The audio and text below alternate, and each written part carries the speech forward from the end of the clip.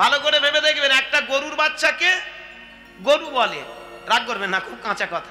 ছাগলের বাচ্চাকে ছাগল বলে, বাঘের বাচ্চাকে বাঘ বলে, কিন্তু একটা মানুষের বাচ্চাকে মানুষ বলে। বলে বাবা,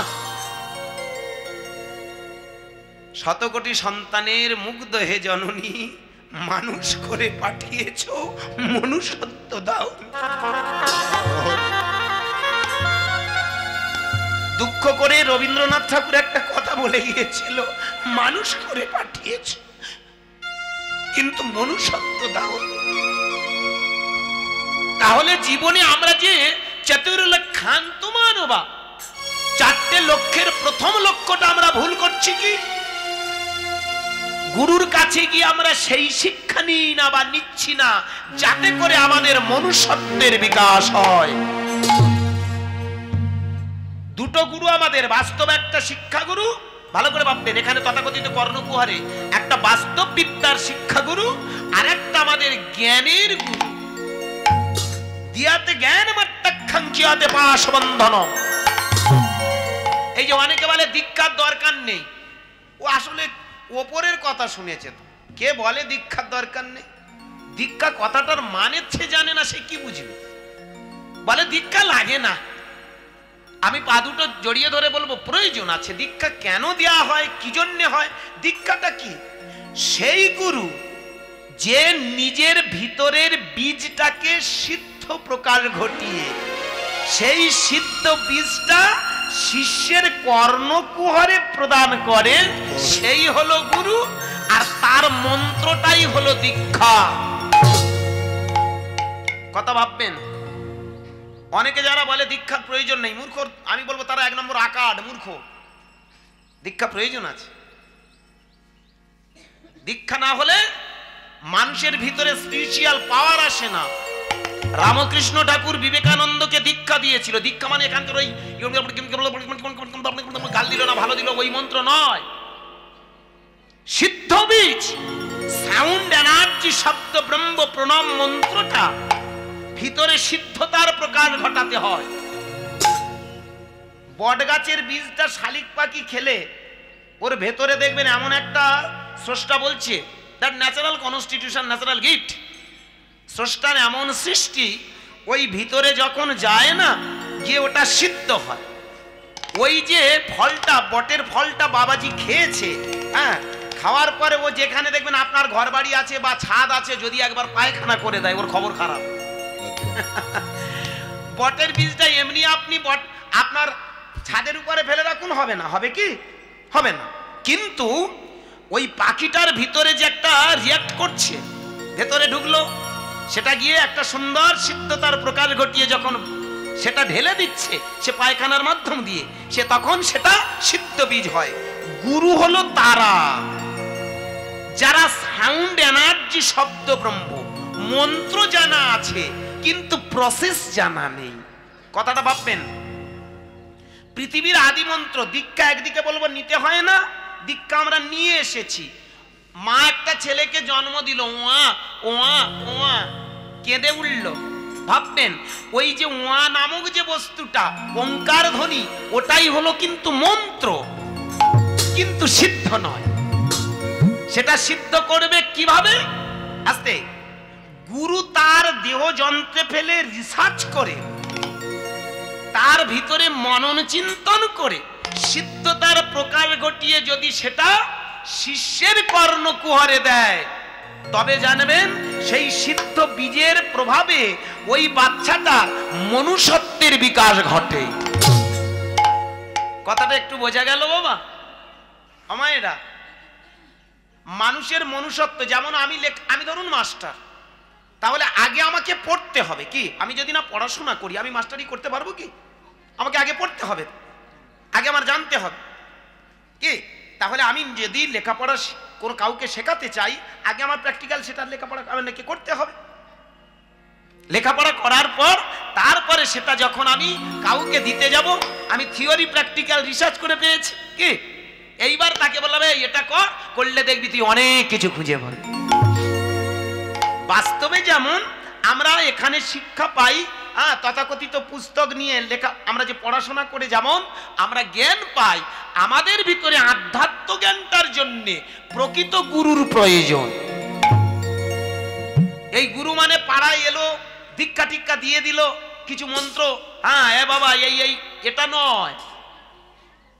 আমি বারবার বলছি, মন দিয়ে শুনবেন, একটা মানুষ থেকে, একটা বাচ্চা থেকে জন্মানোর পর তাকে মনুষ্যত্বের বিকাশ ঘটাতে গেলে যে মানুষটা মন্ত্রটা দেবে তার ভিতরে সব থেকে আগে মনুষ্যত্বের প্রয়োজন। এই মনুষ্যত্বটা প্রকাশ ঘটিয়ে তারপরে যখন কর্ণকুহরে দেয়া হবে, সেই শিক্ষাটা দেয়া হবে, মানুষের মনুষ্যত্ব হবে। পশুত্ব কেটে যাবে, মনুষ্যত্ব প্রথম স্টেপ পার হবে, সেকেন্ড স্টেজে গেল কি।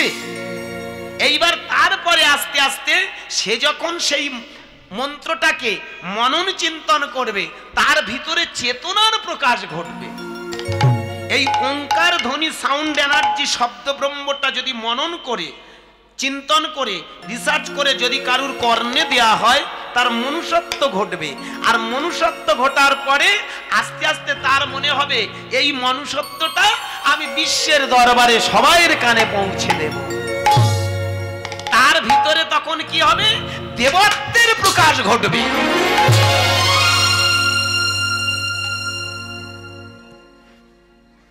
এদিক সেদিক ঘোরাঘুরি না করে টুপ করে বসে পড়ুন, বরং কাছাকাছি বসুন, পিছনে জায়গাগুলো ফাঁকা রাখুন। এরপরে যত দল আসবে, কারণ টাকা বেশি মানে বড় কীর্তন, রাগ করবেন না। ছোটবেলা থেকে লাইনে ঢুকে অনেক বুঝেছি, যে যত বড় সিটিংবাজি করতে পারবে সে তত দেশের নেতা। এটা জালি যুগ, সত্য চলে গেছে, ত্রেতা চলে গেছে, দাপর চলে গেছে, এটা জালি যুগ। যে যত জালি কারবার করতে পারবে তার মার্কেট তত। সে রাজনীতি হোক, অর্থনীতি হোক, ধর্মনীতি হোক, কূটনীতি হোক, যে নীতি না, বলা ভুল হচ্ছে না বাবা, না পরে বলবো, এখন নয়, শুরুটা করি। প্রথমে শুক্তো পুক্তো পড়লো না, ডাল পড়লো না, আলু ভাজা পড়লো না, হঠাৎ করে চাটনি দিলে খবর হবে, ঢেকুর উঠবে ঘন ঘন। আছি তো রে বাবা, সে গুরুদার মরে গিয়ে একটা অন্য গুরুদার জন্মেছে জানো, ওই জন্য একটু বসুন। আছে চাটনি, আছে চাটনির পরে আরো অনেক আছে, মেনু চাট অনেক আছে, অসুবিধা নেই, আস্তে। তাহলে বিষয়টা ক্লিয়ার নিন। তাহলে কি দাঁড়ালো? সেই যে আধ্যাত্ম চেতনার যদি গুরু হয়, মনন চিন্তন করে মনুষ্যত্ব ঘটানোর জন্য বীজ মন্ত্রটা সবাইয়ের কাছে ছড়িয়ে দেয়, আর দিলে মানুষের ভিতরে মনুষ্যত্বের প্রকাশ হয়। আর এই মনুষ্যত্বটা যখন মানুষ কাজে লাগাতে থাকে, কালের নিয়মে আস্তে আস্তে তার মনে হয় মানুষের সেবা করব, জীব জগৎ সেবা করব, সবাই ভালো থাকবো, আমি ভালো থাকবো। এই যে মানসিকতা, এই যে টেন্ডেন্সি তার ভিতরে ঢুকলো, এই গুণটার নাম হলো দেবত্ব। তাহলে চারটে গুণের মধ্যে থার্ড গুণ কি? দেবত্ব। দেবতা বলে কিছু নেই, খুব কথাগুলো ভালো করে মাইন্ড করবেন আজকে। দেবতা বলে কিচ্ছু আলাদা নয়, মানুষের ভিতরে আধ্যাত্ম যে ডিভিনিটি আছে, ভিতরের আধ্যাত্ম শক্তি বা দেবত্ব, সেটাকে প্রকাশ ঘটিয়ে মানুষকে ভালোবেসে, মানুষকে আপন করে নেয়ার নাম দেবত্বের প্রকাশ। দেবতা তারা যারা সারা জীবন মানুষের জন্য জীবনটা উৎসর্গ করেছে। কি বাবা, প্রথম যেদিন আমি এসেছিনু ভাবে, কেঁদেছিনু আমি, কত হেসেছিল সবে, এমন জীবন হবে করিতে গঠন, মরণে হাসিব আমি, কাঁদিবে ভুবন।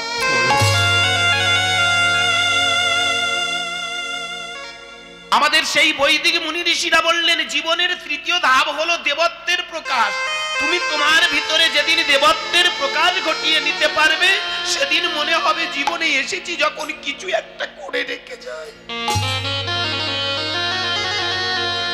ভক্তিমতী মায়েরা, লাস্ট বা শেষ স্টেপ হলো ব্রহ্মত্ব। পশুত্ব, মনুষ্যত্ব, দেবত্ব, ব্রহ্মত্ব, এই হলো চতুর্লক্ষান্তু মানবা। মানব জীবনের চারটে লক্ষ্য যদি তুমি পূরণ করতে পারো, তবেই তুমি মানব। ব্রহ্মত্বটা কি?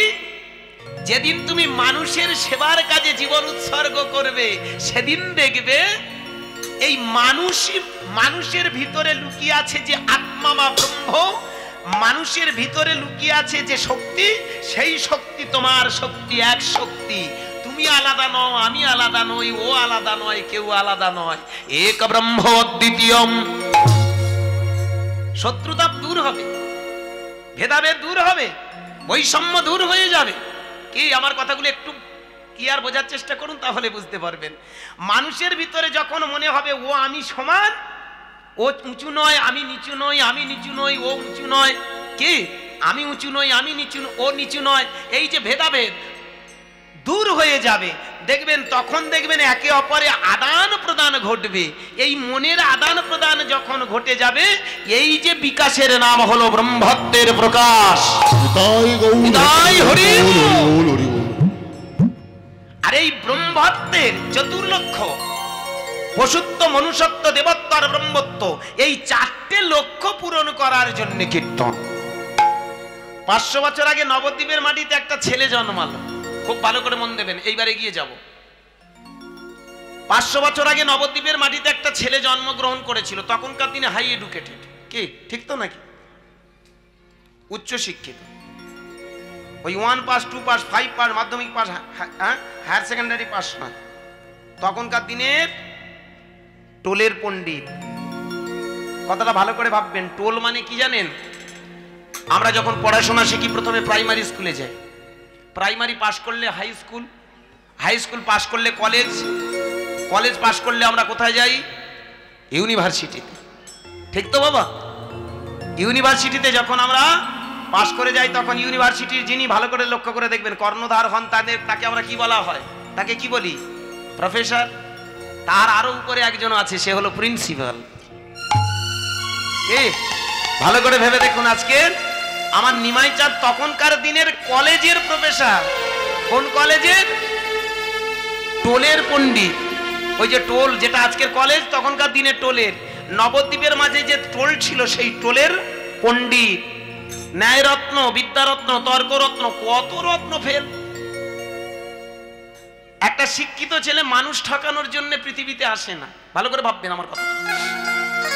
প্রকৃত যারা শিক্ষিত হয়, তবে এখনকার দিনে যে লেখাপড়া, এ তো শিক্ষা নয়, এ তো কুশিক্ষা। লেখাপড়া শিখবো মানে লোকের বাঁশ দেবো, এই চিন্তা ভাবনা।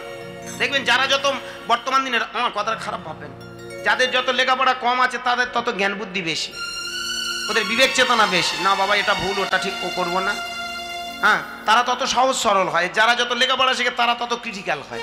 এ লেখাপড়া নয়। তখনকার দিনে লেখাপড়াটা কি?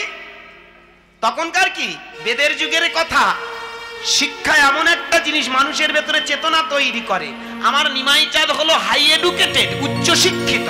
সেই শিক্ষিত ছেলেটা দেখেছিল মানুষে মানুষে এই যে বিভেদ, মানুষে মানুষে এই যে বৈষম্য, মানুষে মানুষে যে হানাহানি, মারামারি, কাটাকাটি, বর্ণ বিদ্বেষ, জাতি বিদ্বেষ, বর্ণ বিন্যাস, শ্রেণী বিন্যাস, কেউ কাউকে ভালোবাসতে পারছে না। সমাজ, সংসার, রাষ্ট্র, পৃথিবীটা এক কাত হয়ে গেছে। কিছু শ্রেণীর মানুষ বলে আমরাই শ্রেষ্ঠ, তারা পদদলিত করছে কিছু অসহায় নিরীহ মানুষকে। কিন্তু এখানে কে উঁচু আর কে নিচু? তাই এদের একটা বড় অভাব আছে, সে অভাবটার নাম হলো জ্ঞানের অভাব।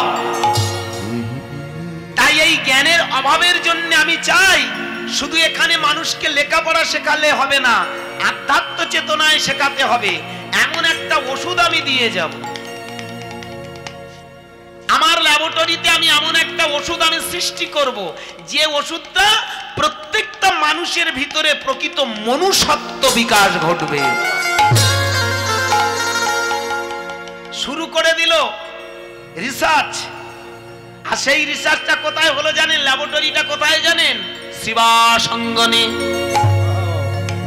Best of doctor in the world, best of scientist in the world.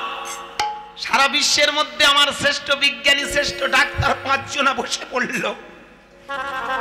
বিচক্ষণ, সমাজ সচেতনতার যাদের ভিতরে কুড়ে কুড়ে খাচ্ছিল, এই হিংসায়, এই মারামারি, এই বর্ণ বিদ্বেষ, এই যে মানুষ এখনো পশুত্বের জায়গায় দাঁড়িয়েছে, না জেগেছে মনুষ্যত্ব, না যাচ্ছে তারা দেবত্বের আসনে, না যাচ্ছে ব্রহ্মত্বের আসনে। তাই এদেরকে মানুষের মতো মানুষ করতে গেলে এসো না আমরা এই 5 জনে মিলে একটা ওষুধ আবিষ্কার করি। 5টা বড় ডাক্তার বসে পড়ল শিবাসঙ্গনে। কোথায়? নিমাই, নিতাই, অদ্বৈত, গদাধর, আর যার বাড়িতে এই ল্যাবরেটরিটা খুলেছিল সেটা হলো শিবাস।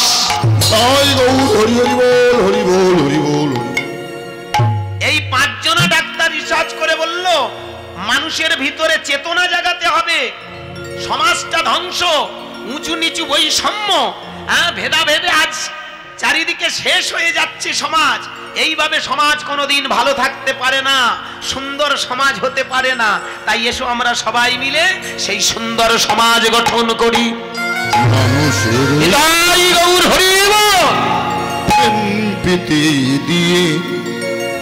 জয় শ্রী রাধে। তাই ভক্তমণ্ডলী, ভক্তিমতী মায়েরা, আসতে এই লীলার প্রারম্ভে আমি একটা কথা বলে যাই, আপনারা ভালো করে মন দিয়ে শুনবেন। কেউ যদি মনে করেন কীর্তন শুনতে এসেছি মানে কৃষ্ণ এসে সামনে দাঁড়াবে, বাঁশি ফুঁকবে, আমি দেখব, সে আমার গালে মিষ্টি গুঁজে দেবে, আমি খাবো আর তার চরণে লুটে পড়ে কাঁদবো, এগুলো ভুল। এসব আমাদের মতো জালি আর চিটিংবাজ লোকেরা এই ব্যবসাটা করার জন্য এই কথাগুলো বলে এসেছি। হাজার হাজার বছর ধরে মানুষকে একটা বিভ্রান্তির রাস্তায় ঠেলে দিয়েছি। 500 বছর আগে আসতে নিমাই চাঁদ দেখলো এই মানুষের ভিতরে মনুষ্যত্ব যতক্ষণ না জাগাতে পারবো ততক্ষণ সমাজটা সুস্থ হতে পারে না। ধর্মের নাম করে, দেবতার নাম করে এদেরকে বিভ্রান্তির রাস্তায় ঠেলে দিচ্ছে। দেবতা অভিশাপ দেবে, দেবতা তোমাকে ধ্বংস করে দেবে। তাদের ভিতরে ভয় ভীতি সৃষ্টি করে কিছু স্বার্থান্বেষী চিটিংবাজ ধর্মটাকে বিকৃত করে দিল। সেইখানে দাঁড়িয়ে নিমাই চাঁদ বললেন সবকিছু ভুলে যাও, নয় যজ্ঞ, নয় বলিদান। কিছু স্বার্থান্বেষী মানুষ আজ সমাজটাকে ধর্মের নামে ব্যবসা চালিয়ে যাচ্ছে। নিজে ব্রাহ্মণের ছেলে হয়ে, ভালো করে ভেবে দেখুন, চোখের সামনে দেখেছিল একটা ছোট জাত যদি রাস্তা দিয়ে যায় ব্রাহ্মণ অনেকটা দূরে সরে যায়। অথচ ভালো করে ভেবে দেখবেন একটা ছোট জাতের ছায়া যদি একটা ব্রাহ্মণ মারিয়ে ফেলে, গঙ্গায় স্নান করে তবে ঘরে ঢোকে। নিমাই চাঁদের দুঃখ হলো এরা কারা?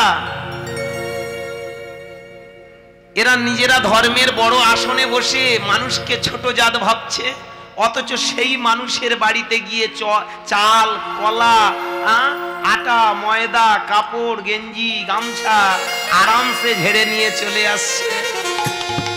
এরা কারা? সেইখানে দাঁড়িয়ে নিমাই চাঁদ বললেন এই মনুষ্যত্বহীনতা, আস্তে, এই মনুষ্যত্বহীনতায় দাঁড়িয়ে যারা কষ্ট পাচ্ছে বা যাদেরকে ছোট বলে আখ্যা দেওয়া হচ্ছে ওদের ভিতরে সেই মনুষ্যত্বের প্রকার ঘটাতে হবে। তাই তিনি উদাত্ত কণ্ঠে চিৎকার করে শিবাসঙ্গনে শুধু নয়, সারা বঙ্গ নয়, সারা বিশ্বের মাটিতে আলোড়ন সৃষ্টি করে বললেন এসো আমরা মানুষের ভিতরে সেই মনুষ্যত্ব জাগাই। যেদিন মনুষ্যত্ব জাগবে সেদিন জানতে পারবে পৃথিবীতে মানুষ সে কে, কোথায় ছিল, কোথায় এলো, কোথায় যাবে। তাই প্রথম ডাক দিলেন নিতাই চাঁদকে, নিতাই, নিতাই। ওদের ভিতরে সব আছে, অর্থ আছে, ধন আছে, সম্পদ আছে, মান আছে, প্রতিপত্তি, ঐশ্বর্য সব আছে, কিন্তু নিতাই, মনুষ্যত্বের অভাব। যাও দাঁড়ে দাঁড়ে গিয়ে এই সাউন্ড এনার্জি শব্দ ব্রহ্ম মনুষ্যত্বের ঔষধ দাও। তাই ভক্তমণ্ডলী ভালো করে ভেবে দেখবেন, গৌরাঙ্গ মহাপ্রভু একটা শিক্ষিত মানুষ হয়ে তিনি আমাদেরকে একটা চরম শিক্ষার জগতে পৌঁছে দেওয়ার জন্য বললেন এসো সবাই মিলে আমরা সেই পরমানন্দের জগতে যাওয়ার চেষ্টা করি। এই যে পশুত্ব কাটিয়ে মনুষ্যত্বের জগতে আমরা চলে যাই। হ্যাঁ বাবা, তাই ভালো করে ভেবে দেখুন, সেই গৌরাঙ্গকে প্রণাম করার বিভিন্ন পদাবলী দিয়ে বিভিন্ন পদকর্তারা অনেক গান গেয়েছে, তার মধ্যে একটা পদকর্তার একটা ছোট্ট পদাবলী আপনাদের দিয়ে শুরু করব। লক্ষ্য করে দেখুন, ও গো গৌরাঙ্গ লিখতে হবে, বিষয়ে ছাড়িয়া কবে শুদ্ধ হবে মন। অনেকে মনে মনে চিন্তা করছে মানে ঘর বাড়ি ছাড়তে হবে, সংসার ছাড়তে হবে, বিষয় বৈবাহ ছাড়তে হবে, তবে আমাদের মন শুদ্ধ হবে। এসব পাগলামো গল্প। ভালো করে ভেবে দেখবেন, যতদিন বেঁচে থাকবো বাঁচার জন্য আমাদের অর্থের প্রয়োজন, একটা ঘরের প্রয়োজন, ধন সম্পদের প্রয়োজন, কি বাবা? সেখানে দাঁড়িয়ে যদি কেউ বলে ধন সম্পদ ত্যাগ করতে হবে তবেই ভগবান মিলবে, ওসব জানবেন, অপরাধ দেবেন না ভক্তমণ্ডলী, এগুলো হচ্ছে গাঁজাখুরি গল্প। এ কথাটার অর্থ এটা নয় বিষ হয়, তোমার ভিতরে একটা বিষ হয়, যেটা প্রয়োজন আছে তার বাইরে যেটা তুমি চাও সেটাই তো বিষ হয়। তোমার দেহে যতটুকু প্রয়োজন ততটুকু নাও। জ্বর ভালো, দেহের টেম্পারেচার ভালো, 98.4 ডিগ্রি হচ্ছে নরমাল টেম্পারেচার। এরপরে যদি 100 হয়, 102 হয়, 3 হয়, 4 হয়, তাহলে সেটা জ্বর, তো সেটা খারাপ তো নাকি? সেটাকে ত্যাগ করার জন্য আমরা ডাক্তারের কাছ থেকে ওষুধ খাই, প্যারাসিটামল হোক বা যে কোনো ক্যাটাগরির ওষুধ খাই। তাহলে বাবা আমার মায়ের আমার, আমাদের ভিতরে যেটা বিষ হয় তার নাম বিষয়। যা তোমার দেহের প্রয়োজন নয়, যা তোমার মনের প্রয়োজন নয়, বিবেকের প্রয়োজন নয়, সেই জিনিসটা তুমি আজ যদি ধরে রাখো তাহলে সেটা তোমার মনের কাছে বিষ হয়। আর যত চাইবে তুমি আস্তে আস্তে বিষ, ওই বিষ হয়। এই কথাটাই বলতে চেয়েছে না বাবা, কথা বলি তো এটাই। সেই বিষ যেটা অতিরিক্ত, যেটা সেটা কোনোদিন, এই জন্য ভালো করে ভেবে দেখবেন, মানুষ আমরা অনেকগুলো সমাজের বুকে গল্প শুনি, গল্পগুলোর মানে বুঝি না। কাম পশু, ক্রোধ পশু, লোভ পশু, মদ মাৎসর্য পশু। আমার একটা প্রশ্নের উত্তর দেবেন, কাম নেই এমন একটা লোক আমাকে খুঁজে দেবেন? ক্রোধ নেই এমন একটা লোক খুঁজে দেবেন? লোভ নেই এমন একটা লোক খুঁজে দেবেন? মায়া মোহ নেই এমন একটা কিছু খুঁজে দেবেন? কাম যদি না থাকে সৃষ্টি হবেন কি?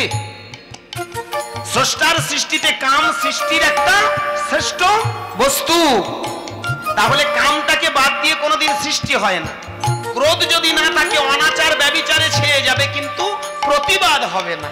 আর প্রতিবাদে যদি না হয় তাহলে আস্তে আস্তে বেড়ে যাবে, ক্ষতি হয়ে যাবে, সমাজ সংসার শেষ। একজন অন্যায় করে যাবে, একজন প্রতিবাদ যদি না করে তাহলে সমাজটা শেষ হয়ে যাবে, কি তাই না? লোভ, মানুষ লোভ যদি না থাকে কেউ বাঁচবে না, বলুন না। আজকের আপনারা সব লোভে লোভে এসেছেন কি? আমি একটা কিন্তু লোভে আসি, আমার লোভ নেই। শুধু গানটা ছাড়ি, কলটা কিরকম বাদে দেখবে, সুসুক করে বলবো দাদা দাও এবার মাল কটা ছেড়ে দাও। 200 টাকা কম দিলে দেখবেন লড়াই বেঁধে যাবে না? তাহলে লোভ ভালো করে ভেবে দেখবেন, লোভ ভালো, অতি লোভ ভালো না। Maintenance, balance maintenance is religion. কথাটা ভালো করে ভাববেন। মায়া ভালো, কিন্তু অতিরিক্ত মায়া ভালো নয়। কি? মায়া ছাড়া কোনোদিন একটা ছেলে একটা মেয়ে মানুষ হতে পারে না। আপনি মায়া যদি শূন্য হন তাহলে ছেলে মানুষ করবেন কি? ও রাস্তায় পড়ে কাঁদছে, কার ছেলে, যার ছেলে কাঁদে কাঁদুক, তার ছেলে কেন, নিজের ছেলেকেও মায়া যদি না দিত স্রষ্টা, তাহলে কোনোদিন নিজের ছেলেকেও মানুষ করতেন না, এ সমাজ সংসার থাকতো না। তাহলে ভালো করে ভেবে দেখবেন। আসতে চলো বাবা, আজকে লক্ষ্য করে দেখুন ভক্তিমতী মায়েরা, ঠিক তেমন মোহ মাৎসর্য যা কিছু আমরা দেখি, পরশ্রী কাতরতা, পরের দেখি সুন্দর দেখে কাতর হও, কিন্তু অতিরিক্ত কাতর হয়েও না। ভালো করে ভাববেন, ওর দেখে আমায় শিখতে হবে। ভক্ত প্রহ্লাদ হরিনাম করে একটা 5 বছরের ছেলে হরিকৃপা পেল। এই কথাটা শোনার পরে যদি মনে হয় যে না আমারও উচিত একটু সে প্রয়োজন, এই সুন্দর দেখে তোমার সুন্দর করে নেওয়া, কিন্তু তাকে দেখে যদি হিংসা হয় হবে না। এই জন্য লক্ষ্য করে দেখুন, কাম ক্রোধ লোভ মোহ মদ মাৎসর্য পশু নয়। তাহলে তোমার দেহের মধ্যে যেটা বিষ হয় সেটাই তো বিষয়, কি তাই না? হ্যাঁ বাবা, বিষয় ছাড়িয়া কবে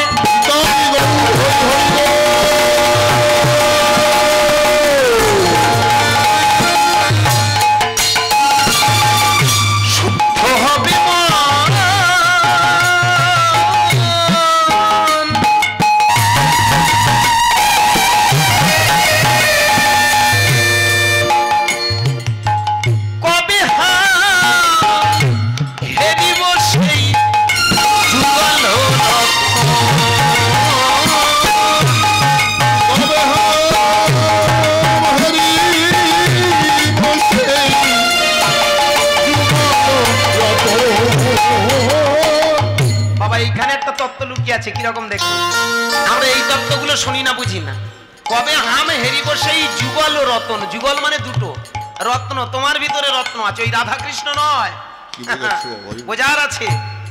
মন আর বিবেকের যদি মিলন করাতে পারো, মন অন্ধ বিবেক সজাগ, যদি তুমি মনটাকে গুছাতে পেরেছো, ভালো করে ভেবে দেখবেন, মনটাকে যদি তুমি গুছাতে পেরেছো, বিবেকটাকে জাগ্রত করতে পেরেছো, এই দুজনের মিলন হলে তোমার জীবনটা সুন্দর হয়ে যাবে।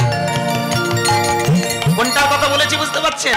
কবে হাম হেরিব সেই যুগল রতন, এই বাইরে রাধা কৃষ্ণ নয়, তোমার কুলকুণ্ডলিনীর সঙ্গে তোমার এই সহস্রার যে মিলন, রাধার কৃষ্ণের মিলন।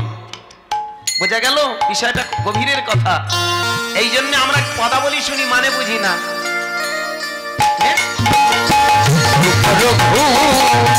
নাথ পদে